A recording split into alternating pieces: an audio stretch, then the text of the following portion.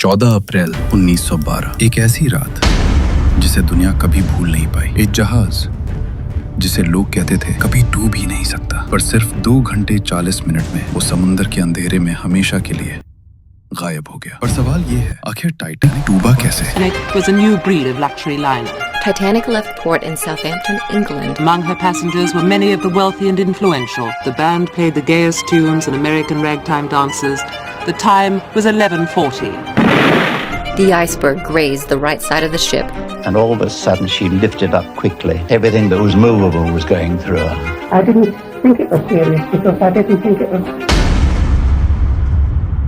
ये कहानी है टाइटैनिक की, उस वक्त का सबसे बड़ा और सबसे लग्जूरियस जहाज। इसे बनाया गया था एक ऐसी सोच के साथ जो कभी फेल नहीं हो सकती थी। लोग कहते थे even God can not sink this ship. 10 अप्रैल 1912 जब टाइटैनिक ने अपनी पहली और आखिरी यात्रा शुरू की, किसी को नहीं पता था ये सफर इतिहास बनने वाला है। सब कुछ नॉर्मल था, म्यूजिक, डांस और अमीर लोगों की जिंदगी का एक शानदार नजरा। पर समुद्र के नीचे कुछ और ही कहानी लिखी जा रही थी। वार्निंग्स आई थी आइसबर्ग्स की, पर टाइटैनिक की स्पीड कम नहीं की गई। क्या ये ओवर कॉन्फिडेंस था या एक फेटल मिस्टेक? 14 अप्रैल रात के 11:40 एक लुकआउट चिल्लाता है, आइसबर्ग राइट अहेड। पर तब तक बहुत देर हो चुकी थी। एक हल्की सी टक्कर जो बाहर से छोटी लग रही थी, पर अंदर पानी तेजी से भरने लगा। एक अनसिंकेबल जहाज धीरे धीरे हार मान रहा था। लोगों को बोला गया सब कंट्रोल में है, पर सच कुछ और ही था। लाइफ बोट्स कम थे और लोग ज्यादा। कुछ लोग बच गए और कुछ ठंडे समंदर में हमेशा के लिए सो गए। सबसे डरावनी बात, म्यूजिक बैंड बजाता रहा जब तक जहाज